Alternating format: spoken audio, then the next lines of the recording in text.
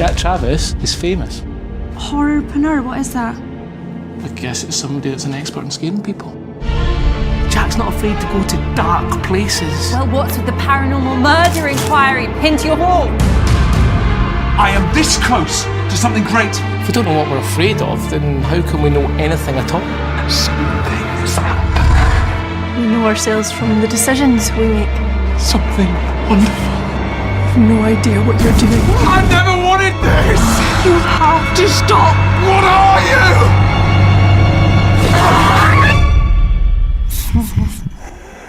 Everyone was scared. Yes, they were. Under the Lights Podcast. Welcome to the Under the Lights Podcast.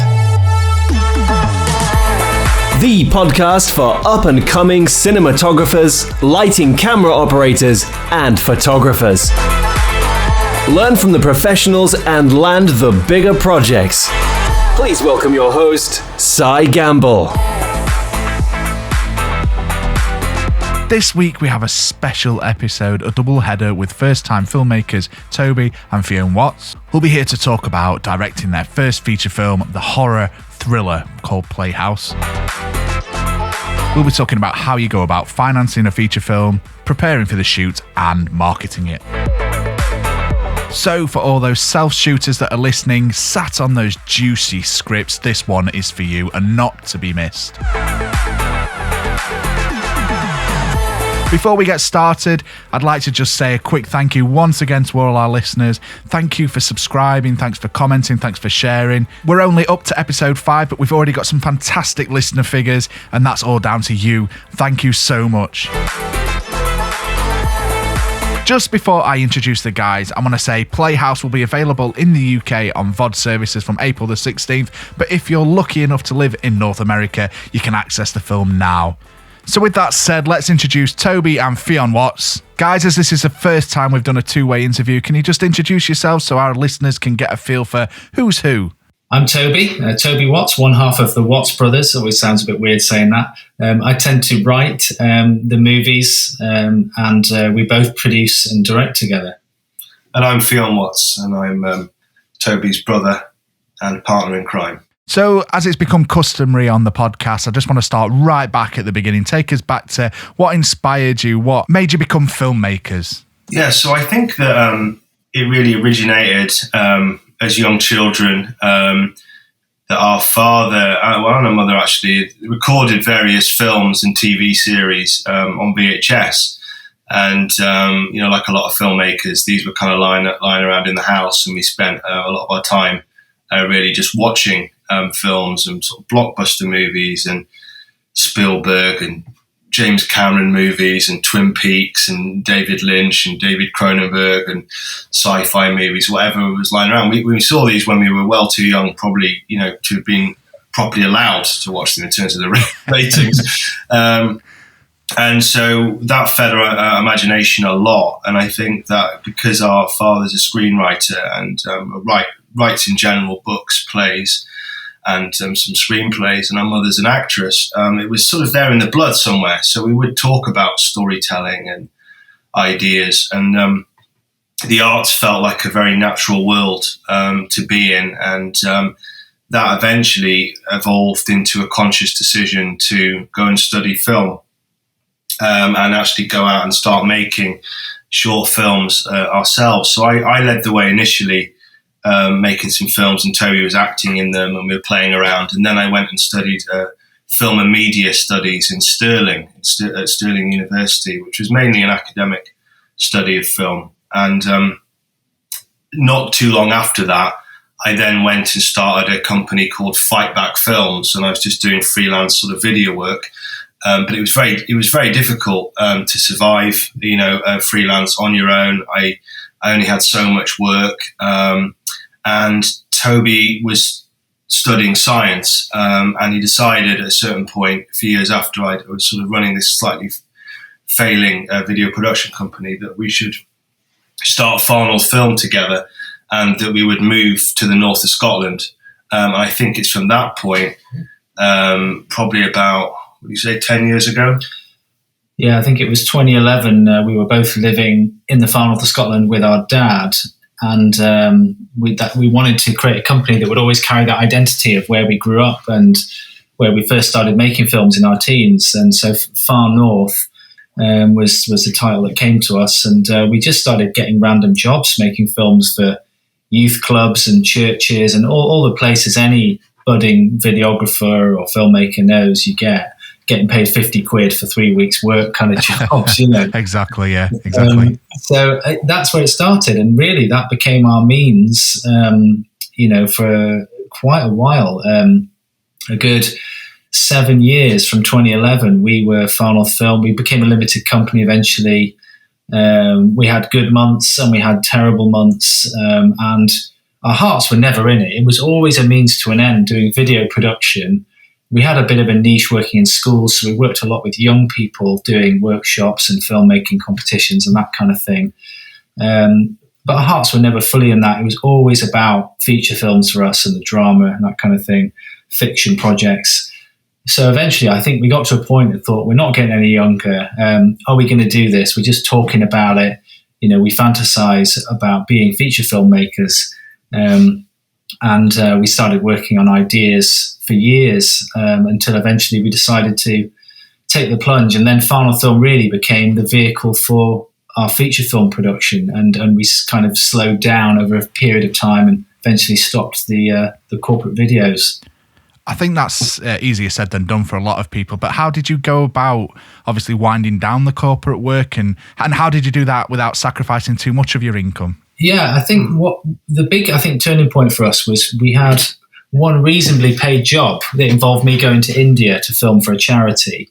And for us, you know, it meant we had like maybe a month or two where we didn't need to work. And we just said, let's do it. Let's just stop doing video production and not even think beyond what's going to happen.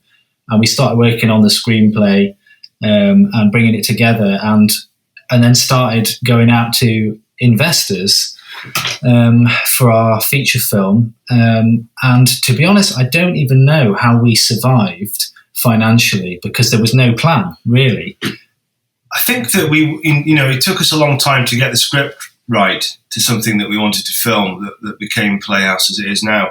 So I think we were developing that somewhat on the side of doing other things, other video production work. But I think once it became about the pre-production and the financing, we had 100% focus from that moment on it. And it is hard to think really how it was we managed to make ends meet. I think that we probably had some money saved, kept our overheads fairly low. We would pay ourselves a little bit of money out of the budget, but it was a very small proportion. And we both, have wives who are earning some money, not huge amounts, but enough to sort of cover the bills.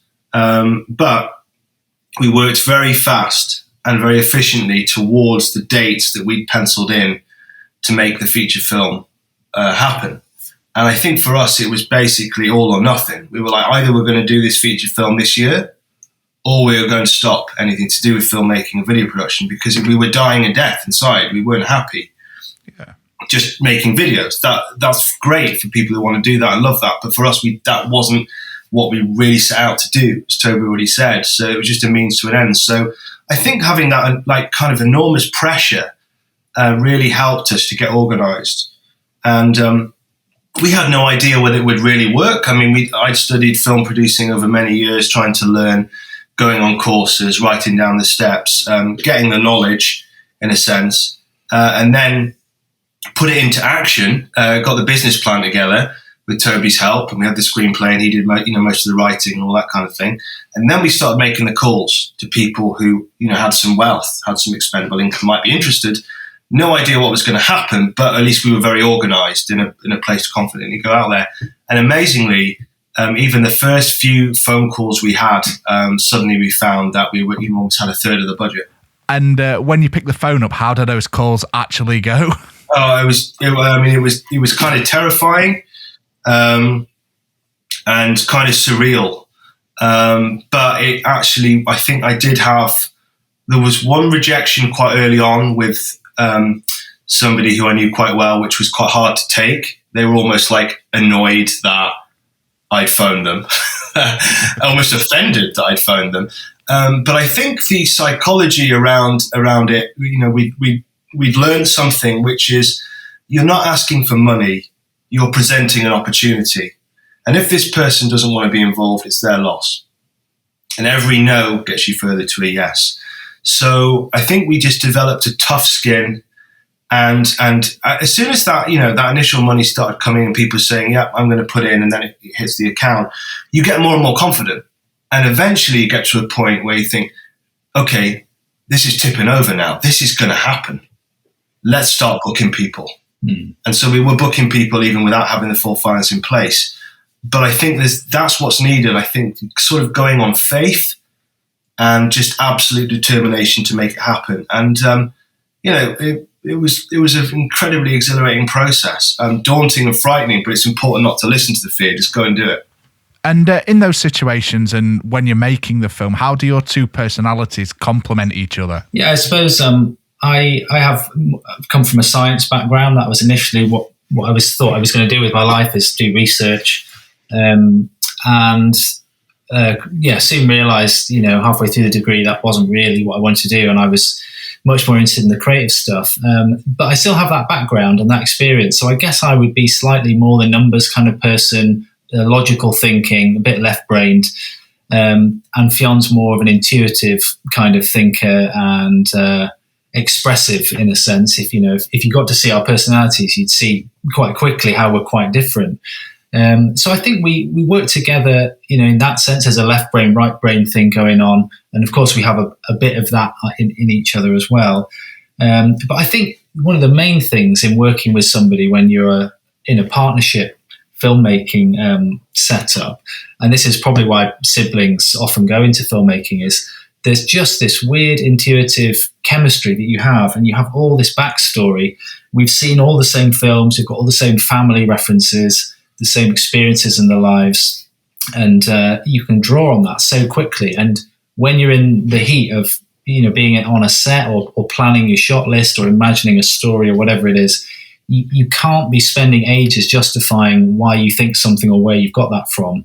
You have to be able to react off each other. And I think there's just a natural chemistry that we have that comes from being brothers for so many years that means that we can get on. But it did, what do you think, Fionn? It did take a long time to work out how to work well together. Yeah, I think we ironed out some of the difficulties, some of the miscommunications and personality differences, the things that might be difficult initially with the corporate video production work that we did. So by the time, because we've done that for quite a few years, by the time we were onto the feature film, I think we were working very smoothly. And it was like, yin and yang, great symbiosis of our thinking, of our talents, of our creativity, all working in the right direction. And, and I think we're just very blessed, in a sense, very fortunate to have each other as brothers, to have this great connection together. And that's, I think, the source of our strength. I think if one of us was trying to do this on their own, it would be, I'm not sure we would have got to this point. So I think that is advice I'd have for anybody who's out there wanting to produce their own films and make their own films, is even if it's not a sibling, but having a partner, having a production partner, somebody to work with, a co-producer, or a writer-director is so important, because if you're trying to do this on your own, it's unbearably tough. And I think you need somebody to fire ideas off with as well, in order to keep sharp. So yeah, for sure. It's a really lonely world being a freelancer sometimes. But I want to get an understanding of where you pull your inspiration from. Who are the people that you look up to? Yeah, I guess it's a lot of different filmmakers that have been inspired by. I'm sure we could name people like David Lynch. For his, he's just a fantastic filmmaker. It's very surreal, his work, dreamlike and emotionally driven. It's very hard to break down how on earth he goes about constructing his stories a lot of the time, but they just seem to work on an intuitive level. So we love that kind of mystery. We've always loved mysterious kind of ideas, but we also love James Cameron for his high concept ideas that are very emotionally charged as well. None of his films are purely about spectacle. It's always story first and then spectacle and special effects behind that. And I think there's a lot to learn from that. So those are the kind of films we were growing up on, the sort of Terminator and Aliens and those kinds of ideas. And for some reason, we've always kind of flirted with horror. We've always loved films like Candyman and some of the video nasties from the 80s. And there's a lot of good modern horrors out as well. But those have often grabbed our attention too. Yeah, and I think also, there's some British filmmakers, like I remember seeing Dead Man's Shoes, I think, Fantastic in the film. British cinema unit that I did at university, and I was absolutely speechless after seeing Dead Man's Shoes, because we spent some of our time growing up in Bakewell, which is quite near Matlock, where that was filmed, and I remember that resonated, because I used to know people who were like petty drug dealers and vagabonds, wannabe gangsters. And so that kind of thing resonated with us as well in Ken Loach's films and British social realism. So I think taking on lots of different influences from different people. And I think originally it was more about directors and the arts, but I think at a certain point we started to become very interested in the producing, because it became clear to us that nobody was going to hire us as directors to just come and direct their film. From where we were at, we had to learn how to produce. And I think producing has become actually the most exciting thing of all, because you make it happen. And if you learn how to produce, you can find the money and you can make the dream become reality. And it's the most incredible thing. So I think, big producer directors, I get very inspired by as well. So that's really where all of it comes from. Yeah. Do you think the time that you spent on corporate work, was that time well spent? Did you learn a lot of things that you could then take on into your feature film work? Or are the two completely separate disciplines? I think the thing that the corporate work was useful for was, in one sense, it's completely useless in terms of learning how to produce a feature film, because with corporate videos, you don't ever have to raise any money. You don't have to go and ask. I mean, you quote for a job, but it's very different mindset. There might be some overlap in terms of the logistics, arranging a day or two shoot. But, when you're arranging several weeks, with 20 crew or whatever, it's a different scale. But I think the thing that was useful about the video production, and particularly the schools work we did, was we made hundreds of short drama films with young people. And, when you're trying to keep them well behaved and make them concentrate and make decisions to make a film, and you're having to kind of operate camera, sound and direct all at the same time and teach them, it was a fantastic film school for us, because although, yes, they're not, professional actors, you're still having to work out how to block out a scene, how to create drama, edit all those and put together loads and loads of stories. So that was really helpful. And of course, then the corporate videos, working with crew, a DP and sound people, makeup, learning how to communicate well with those people, doing a corporate video it was really helpful. So you're not going into the technical side then of a feature shoot and thinking, oh my goodness, I don't know how this set works. What's a clapperboard and what are all these terms people are using? There is some practice at that. Yeah. Yeah, I think with corporate video production and work like that, you have to be organised, you have to be professional, you have to learn how to keep your cool, and you need to learn how to make decisions very quickly at the drop of a hat. So I think there is some relevant training within that world, but I think on the kind of corporate video production we were doing was fairly small level. So on a feature film, it's like that, but on a massive blow up scale of pressure. But I think I don't regret spending all that time doing it. But I think that if your dream is to get out and produce and direct feature films, you have to at some point start making steps towards that. Because when you're doing corporate video production and living off that, the danger is that just becomes all you do. And you have this idea that one day you're going to do your own personal project, but that day will never come unless you make it happen. So I think that was one of the issues for us, is I think we found that we just weren't making progress with our own filmmaking projects. So we had to start to put that on the back burner. And I think finally you have to prioritize what it is you want to be. And if you want to be a video producer, then great, be the video producer. But if you want to produce or direct feature films, then you have to start doing that. And the short films aren't necessarily a great step towards that either. I think that's it, and that's the thing, and that's probably where I am in my career, is that I have a lot of corporate video work and not much time for anything else, so I'm not getting any younger, and I think it's probably about time that I started making those conscious decisions to actually engineer my way away from that world.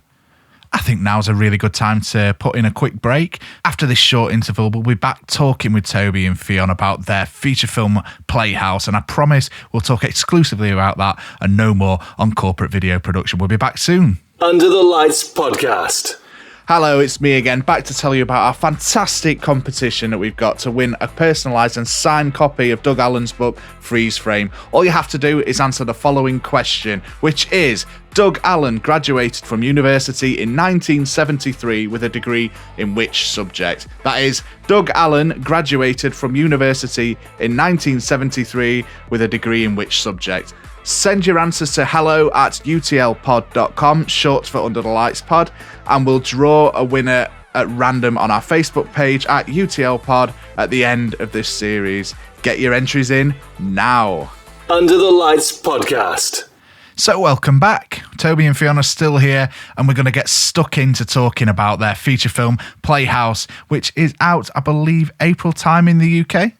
So April the 16th is the VOD digital release date, and then I think we'll be looking at a DVD release in May. So we're not too far away now from our UK release. And I'm gutted, I can't wait to see it. I've only seen the trailer in the UK so far. Can you give the listeners an idea of what the film's about? It's about an irreverent horror playwright who moves to a Scottish castle to work on a new, frightening theatre show. But his daughter uncovers some ancient history in the walls and soon comes back to bite them both. That's the kind of premise. So in a sense, we're drawing on things, I guess ideas people will have seen before, like a film like The Shining's about a writer who moves to a kind of scary place and things go wrong. And that's not so unusual. But for us, really, it was about the setting of the north of Scotland and the kind of the local history and the mythology around Scottish folklore that we were infusing, as well as the particular dynamic with the father and the daughter and the backstory of what led them there. So it's kind of our own take on a classic kind of genre tale. And how much of this is a reflection of yourselves and your career at the moment? Obviously, the playwright moving away, yourselves moving into feature film, new territory. Yeah, I think definitely there's a lot of ourselves in it. I think that's quite typical for somebody's first film. Is they're working out a lot of their own influences, but they're also writing about things that they know about and can draw upon in their own life experience. I mean, our dad was writing more like Christian related things rather than horror. But nevertheless, there was a feeling of this mystery around our father in the room, different rooms in the castle with a typewriter going and wondering what's going on, and the strangeness really of growing up in a place like that with all the cracked plaster and all the wild winds outside and the total isolation. And our mother being there as well, she was there for a time, and her struggle being an actress up there and not being able to find any work. So I think there was definitely a lot of our upbringing in the Playhouse film. And where did the initial inspiration come from?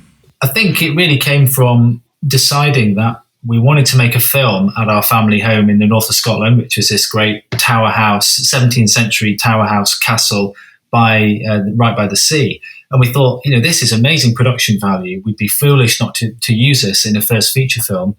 So we set sort of backwards from that and tried to work out a story that fitted the location, which obviously we knew really well. And we went through sci-fi ideas, drama ideas, thrillers and so on. And none of those seemed to work for some reason. We just couldn't make sense of this place that was half done up, half dilapidated, the wildness of it. Why would somebody move there? I mean, it's probably a big question. A lot of people might ask, why would you move there? It's quite an odd thing. So it was only once we distilled some of the interesting ideas we'd come up with in these other drafts, and we said, actually, there's a relationship here between a father and a daughter we quite like. Let's keep that, and then let's find a reason why he's there. And I think bringing your own family stuff into it, that's when it clicked for us, and we realised we understand the world of writers and actors and wandering around buildings creating stories, which is what he does in the film. So we attached that to this relationship we liked, and it made sense of the setting, why a horror playwright would come to a place that needed a lot of renovation, had this kind of weird history around it. And things started to, I guess, fall into place once those ingredients were there. And what was your schedule? How long did it take once you'd actually got the script locked to make the film? That's an interesting question. I think the best part of a year. It was within a year of writing the script. I'd say from writing the first draft to shooting was maybe about 9 months. So pretty quick turnaround, actually. We'd done some work on the treatment before, so maybe it's fair to say it was more like a year. But once we started writing it, we were fairly confident this was the one we wanted to make, and we went out and started the process. I think we spent most of our time trying to get the right idea, and it's the same with our second film we're developing now. We're spending a really long period of time trying to get that right.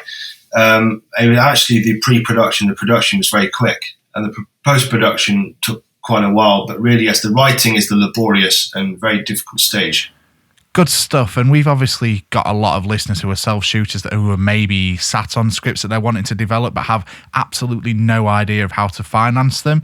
I mean, can you just explain how you went about raising the money for Playhouse? Yeah, I think the first thing we did is to come up with a number. You've got to have a number if you're going to go out and make a film.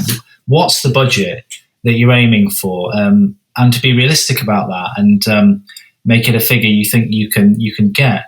And so we settled on a number, and then we decided, okay, how much of that do we think we could put in through various means, crowdfunding and events and so on, and how much are we going to need to approach people for? And also thinking about how much do we need to actually shoot it, and then we'll worry about the rest later. That's potentially helps to make it less scary. So we decided then on a number that we thought, okay, let's go out for investment for this. That'll pay for just the production. We'll get the thing shot and worry about everything else later. And I think that was probably the first step. Yeah, and I think that we also learned about film tax relief. Whereas if it qualifies as a British film and you spend most of your money in your shooting, and your story is centred in the UK, you can get almost 20% back on what you spend. So there was some money that was going to come through that, which was great. And I think that we were prepared to sort of take risks in a sense and sort of partly fund it through private investors, beg, borrow and steal ourselves, even use credit cards if necessary. I'm not saying this is a great thing to do, and I wouldn't recommend doing it, but we were so driven to wanting to do this that we were kind of prepared to do whatever it takes to make it happen. So I think, really doing a lot of training in terms of producing and understanding how to go about raising money was very important. And looking, they say your network is your net worth. So we started to think, well, how many people do we know who might be able to put in £2,000, for example? Do we know anybody who could put in £10,000? And we started to look, draw up charts and work these things out. And then we thought, it's reasonable to attempt to get the number that we've got in mind. And amazingly, that did actually work. I think one of the things that we were drawing on is that our mum, who's an actress, she has an enormous amount of what we would call social capital. She doesn't have any money herself because she's a struggling actress, but she has a lot of friends who do have money, who've worked regular jobs their whole lives. They're now in their 60s. They've maybe got money they don't know what to do with. And even just through being friends with her, we were able to approach them. And they, because of their love for her and fondness of her, they said, we'll stick in some money for you boys. We know they've been banging on about that for the last 5 years. Let's do it. So I think it's thinking about where's your social capital. If you don't have a big network yourself, perhaps somebody does who can champion you and really get behind you. And for us, I think, we do have a lot of gratitude to particularly our mum in this instance for bringing in some interested people who were willing to take the risk on us, as well as some of our immediate family and friends. Yeah, and I think this is a thing, obviously, from me coming from a corporate background, I understand producing in a corporate setting, but I have absolutely no idea how to raise finance for a feature film and how to justify and present a return on investment for investors. Is that the sort of thing that your investors were looking at, or were they more interested in just getting the film made? I think with our investors, they're what you call soft investors, really, because they're not seasoned, hardcore investors really looking to make a lot of money. Obviously, they'd be pleased to recoup their money and a bit more, but they're not entirely doing it for that reason. They're doing it probably because of love and respect for our family, or it's just something fun to be involved with. So I think that in that sense, it was quite a bit easier, a little bit less nerve-wracking than us. But I think one of the things we made sure that we've done with our investors, you put them in a good position, first position to recoup. So as soon as you start seeing any kind of net profit returning into the film, they get paid out first, plus 20%, and then only after that do you start to see money personally. So I think you put it together in an attractive package for the investors, and a business plan that makes sense, that's well backed up as far as possible. Get the numbers from comparison films and what they've done, and obviously a really, really great script, and impress them with your DP and your actors and the people you've got on board. And as long as you're really organised and you look like you know what you're doing, they're not going to be too worried. I think the worst thing is to go out to investors when you're not ready, and that is a big mistake. You're better not approaching them at all. And I think that was some of the learning and training that we did from talking with other producers and courses, is that you have to get it all right on the page before you go out and you make those calls or you have those meetings with investors. But also, I think if you really believe, and you see this on Dragon's Den or wherever, if you're really organised but you really believe in what you're doing, you're passionate, that attracts people and they get excited and they want to be part of that. So I think we knew we wanted to make this film. We were in love with the story. We had a clear vision for what this was going to be. And I think when people spoke to us, they were attracted to that and they could see that, and they were able to believe that we could pull it off. And also we had a track record of having done some smaller films, and we'd made hundreds of other videos. So we weren't completely coming from nowhere. Good stuff. And I know this is a fundamental question, but it's a really important question, and it's one that a lot of people will have but are almost sort of ashamed to ask. But can you just explain how films actually make money, and how you then present that to investors, and how you demonstrate that they're going to get their money back? It's not as simple as just sell as many DVDs as possible. I think it's on a first feature film, it's very difficult to go out with a lot of figures to investors, which is why it's helpful to think about them as soft investors, that they're giving for a different reason. Because the film industry is very lacking in transparency. It's very hard to get what you would call comparable figures. And I would suggest, it's helpful to talk to as many filmmakers as you can who've made a film 3 years ago, so that they've seen money back. It's no good talking to someone who's made a feature film last year, because they will not have seen any money. Then there are two options, really. One is to look at self-distribution, and you literally imagine the entire pipeline and say, okay, I stick it on Amazon myself, I pay this amount to promote it, Amazon take 50%, and I need to sell 15,000 downloads at £10 a piece, and I've got 100k back, kind of thing.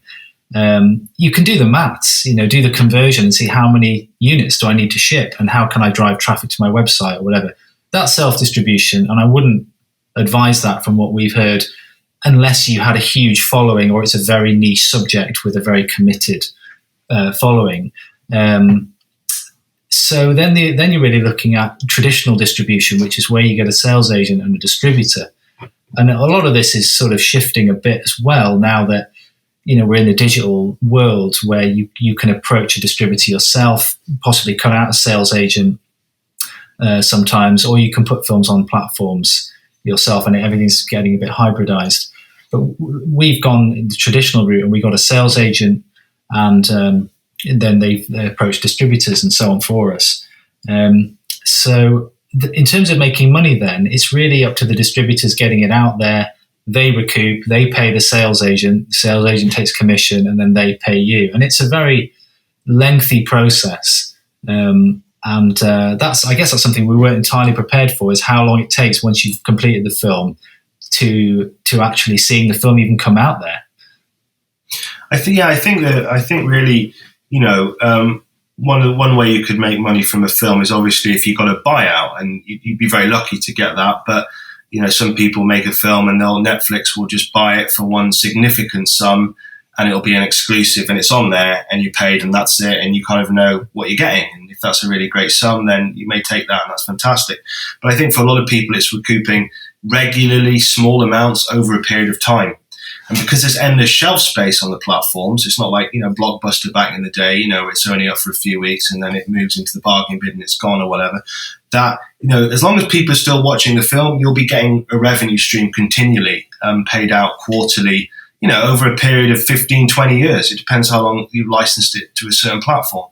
So I think there's lots and lots of ways that filmmakers can make revenue, even if it's just small streams of revenue. But if you have it on as many different platforms as you can, that will all continually be bringing in money for you as long as people are watching the film.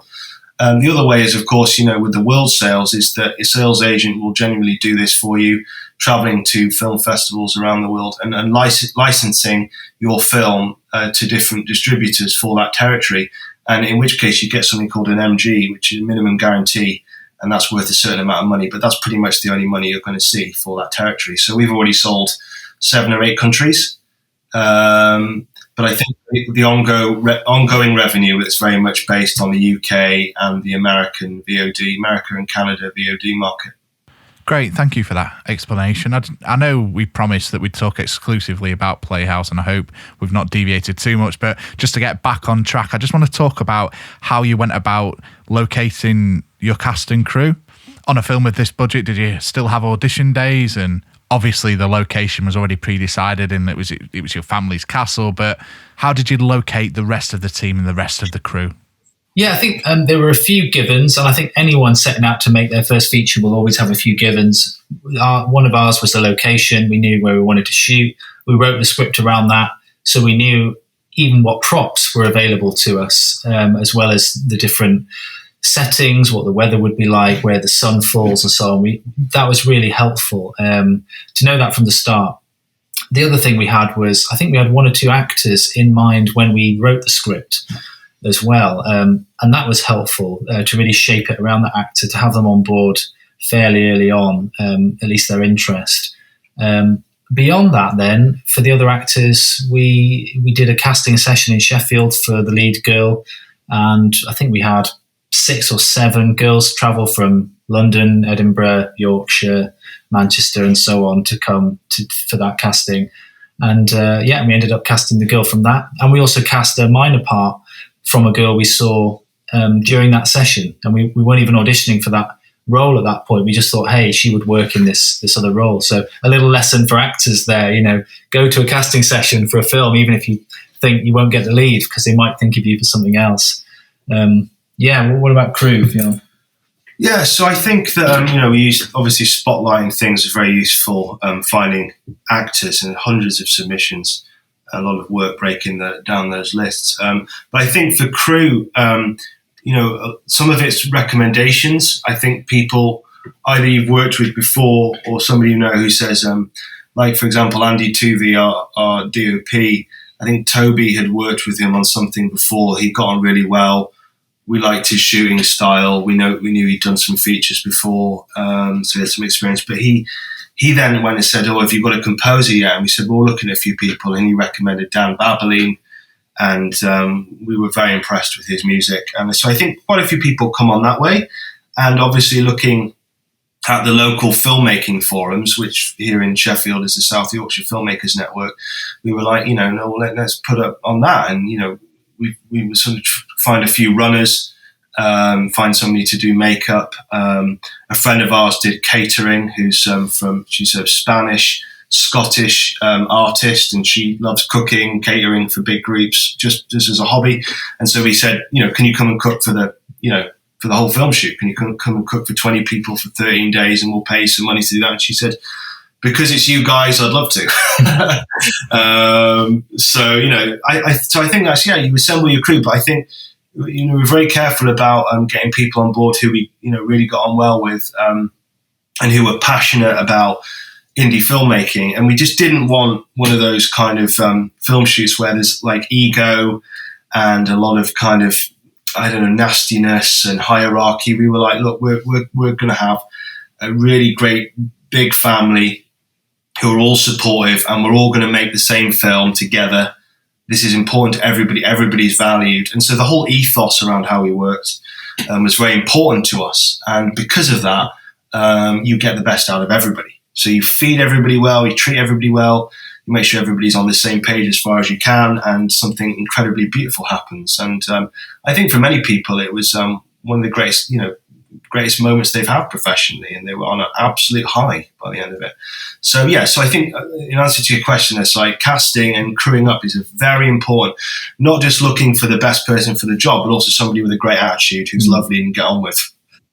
I just want to talk about the look of the film, and obviously I've only got the trailer to go on, so I've not seen the full film yet, but I will be buying it when it comes out in April. Just talk to me how you work with Andy as well to obviously develop the look of the film. I know the castle sort of dictates a lot of that, and it's a photographer's dream really working in that location. But yeah, just give us a little bit of an insight into how those conversations went and how you developed this look for the film. Yeah, I think we had a few film references in mind, and I think one of them I remember was Prisoners, the Denis Villeneuve film, which has this kind of very cool grey, blue, washed out look, and a very restrained type of camera work as well.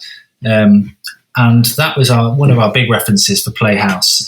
Obviously, we wanted to play into this sort of gothic aesthetic because there were so many candles in the film, stone walls, dark corridors, that kind of thing. So often when we were setting up a shot, we would have that in mind for how to kind of mimic some of those gothic angles. And a lot of the time they came out spontaneously. We didn't have a storyboard. We had a shot list. And Andy was brilliant at noticing things and suggesting things and improving on what we'd suggest. And so the location kind of determined a lot of how we shot, because the rooms were very large. We were able to get quite far back from things to give us some nice wide angles. The landscape's very flat, gave us some good wides. But then we also had some very tight corridors. And Andy was very ambitious with he wanted to do Steadicam shots down the spiral staircase. Now that is actually technically very difficult to pull off and quite dangerous. And our first AD it was his nightmare trying to manage that, and it took a lot of time. But it added a lot, the fact we had a DP who was willing to just say, let's give it a go. Let's try and shoot the scene in one shot and see if it works. So we had a lot of fun experimenting, actually, didn't we? He was very resourceful. I think we came up with a shot list. But Andy, would just say, hey guys, how about, we throw a Steadicam on this, or, we take, we do this handheld or whatever. And we'd be sort of, let's give that a try. And, it seemed a lot of the time that seemed to work, that approach. And I mean, what was absolutely staggering with him was that how he could shoot quality, but so fast. And to shoot a whole feature film in 13 days, and we didn't miss a shot, was just extraordinary. And I think this is one of the issues you've got with a lot of DPs is they're training on short films. So they're given this a large amount of time, maybe a week or something, to film a 10-minute short film. Okay, that is not going to work on a feature film. You've got to learn to work a lot quicker if you want to do feature films. So I think speed and quality working together, that's definitely Andy Toovey is, dare I say, a bit of a genius on that level. And he's already on his 5th feature film, and so that was incredible, really. His resourcefulness and his ability to work that fast. And he only had one camera assistant with him, who was also the gaffer as well. So. Wow, that is impressive. I just wanted to ask you, obviously this is your first proper feature film. What challenges did you come up against? I think one of the challenges is when you're working on a very small budget with a limited crew, you have to do a lot of things yourself. So we were basically producers, directors, and we didn't have much time to get into our directing necessarily, because we were sort of 1 minute we were in charge of the whole management of the shoot, and the huge enormous Tesco shop came, and we were like, well, where do we put all the milk and the biscuits and all that? And then, oh yeah, crap, we're directing a film. Yeah, let's remind ourselves we haven't read the screenplay in a while, and that kind of thing is a bit that's very stressful. And I think as you get, hopefully more money and more time, as money buys you the time, you can delegate those things. So I think definitely that kind of multitask management is very challenging, and you go a little bit crazy in the process. I think having a plan for how you're going to shoot something is really helpful in your first film, and then you'll get onto set and realize you don't have time to get all those setups. You plan 5 setups, but you've got time for 2 or 3. Knowing how, therefore, to change the blocking and the way the scene works to be able to capture it in those 3 shots you've got time for is really key. So a lot of it's about being prepared to know who's the main character in the scene, what's the point of the scene. Because if you don't know that, you don't really know where to put the camera, what to focus on, and you end up thinking, I need to shoot everything. I need to get all the angles because otherwise my editor will shout at me. But actually, a good editor can work with the more limited stuff if you've shot the right stuff. So we had to cut a few scenes in the weeks leading up to the shoot because we thought we don't have time and these aren't necessary, and we had to cut setups constantly throughout the shoot to be able to shoot the right amount of stuff. So definitely the time pressure, you don't have time to do endless takes. So eventually you do just have to say, well, I don't know if that is quite, the best take we're going to get, but you know what? In the context of the whole film, it's not going to ruin the film, and I think it was good enough. And you have to be able to think like that to be able to move forward in the first feature, because you're not Stanley Kubrick. You don't have the luxury. He didn't exactly have 13 months to shoot The Shining. It's 13 days. I think sometimes trusting other people's judgment and, speaking to an actor and saying, how did you feel about that? Or the DP and saying, how did that feel to you? And if they say, no, I think it worked, and your head's in a mess, then actually, if you've got that relationship, you can say, okay, great, let's move on. I think the challenges as well, and this is common whatever budget level you're working at really, is that people have their own personal issues during the shoot, and you're working very long days, and people can feel unwell, or accidents can happen, health and safety, or we had a few of these kind of issues happening on the shoot. You try and minimize them, but things do unfortunately happen. We had a power cut. We had somebody who needed to go to hospital a few times with panicked feelings, and it is difficult. It's difficult territory to be in sometimes when you're shooting horror, and it can mess with your head, especially when we've said this in other interviews, but especially when you're kind of sleeping and working in the same space. Yeah. So basically, I think there's a lot. Anything could happen. I think you just have to hope for the best, but plan for the worst, and try and minimize as many issues as you can. I mean, like James Cameron said about filmmaking, it's like going to war. It is going to war, really, in a sense. And final question on this really is, what have you learned from this that you're obviously going to take into your next feature? Yeah, wow. I think to have more time. I think we would love to have more time and 1 or 2 rehearsal days. We planned to have a rehearsal day, but we ended up having to shoot on that day. And I think, on the next film, just having a few more days at least and some rehearsal time to play, with actors in front of the camera and get a sense of their characters and how they move and how they react and so on, could be really helpful. It just means then you're not on that first day of critical getting the scenes that you need. You're not having to adjust the character too much or work out something that you then later realize you can't change. And so that would certainly be one thing. But it wasn't a luxury we had. So in a sense, it's not a regret. It's just what we had to work with. But I think it means planning the next film. We've got to make sure there's enough money to cover some more time. Yeah, and I think with the next, if we can pull off another feature film, then what we'd like to think more clearly is who is the audience, and what are the expectations of that audience. I think it's something we didn't necessarily think so much about with Playhouse. We were more just concentrated on let's just make the film and then put it out. If we can get it out there, that's great, and see how it goes. And hopefully it goes down really well. I mean, we don't know yet. It's early days for us, but I think with the next one, we're like, this is the audience we're aiming to get the film to, and therefore let's really give them what they want. So I think getting it even more tightly in the genre box is kind of what we'd like to do next. And yes, absolutely more time, but more time equals more money. And we'll have to see about that. You know, the rich people side. Good stuff. My last question of the podcast then, this week's podcast, is what are your plans for the future? Obviously, you mentioned that you're in pre-production, script writing maybe for your next film. What are your plans even with Playhouse and for future productions as well? Yeah, I think we're going to be stepping up the budget for the next film, and we're aiming to get out this year and shoot that. We've got ideas then for much bigger projects as well, so we will be certainly developing those later this year and into next year, and just trying to move up the budgets and get better and better at what we do, and also learn how to make things a bit faster as well. And hopefully the better we get at writing, the quicker we can turn these things around. So definitely continuing in the vein of developing feature films and learning more about the business side of it as well, so that we're not just making one film, then there's a big delay where we don't know what to do and trying to get a project off the ground, but a sense of maybe having several projects on at once, and there's always something going on at different stages. So that's kind of the way our thinking is going at the moment, isn't it?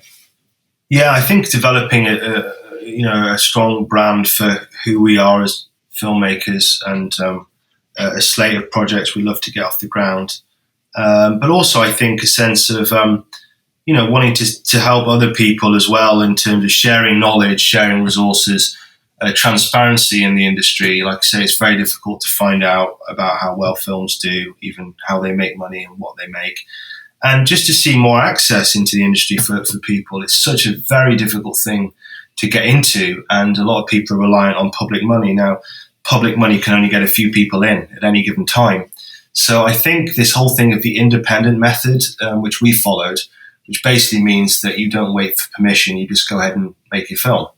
I'd love to see more people jump on the bandwagon with this and just get their own films off the ground. So I think, we'd like to have more of these discussions with people and share knowledge, and also learn from others who've gone much further than we have. Great. And finally, before we say goodbye and thank you, we've got a couple of listeners in North America and obviously a big following in the UK as well. Where can people go and see Playhouse, and how can they go about doing that? So right now in the US and Canada, people can watch Playhouse on Prime Video. You can see it on iTunes, Google Play, Redbox, Fandango Now, Movie Spree, and Vudu. And it might even be on YouTube Movies. I don't know, I lose track. And then with the UK, it's going to be out in mid-April, on video on demand. And we don't know precisely what platforms, but we'd imagine things like Amazon, iTunes, Google Play, Virgin Store, Sky Store, things like that. And then on DVD in May. Great. And I cannot wait to see it. Thank you so much for taking part in this week's podcast, and wish you all the best with Playhouse and whatever the future holds for you as well. I'm sure whatever you're going to be working on, it'll be a massive success. Thanks once again to Toby and Fionn Watts for coming on the Under the Lights podcast this week. It's been amazing to talk to you. Had some really great insight into the film industry, and particularly on making low-budget features. As always, if you've enjoyed this week's podcast, please leave us a like, a comment, or even better, subscribe. Please help spread the word far and wide. We're gathering some great listener figures, and it'd be fantastic to keep that work going. All that's left to say is a massive thank you for listening. Join us next week for another Under the Lights podcast coming out Monday. A reminder that the draw for Doug Allen's competition will be on Friday, the 26th of March. So make sure you've got your entries in hello@utlpod.com. Thanks for listening, and I will see you next week. Under the Lights podcast.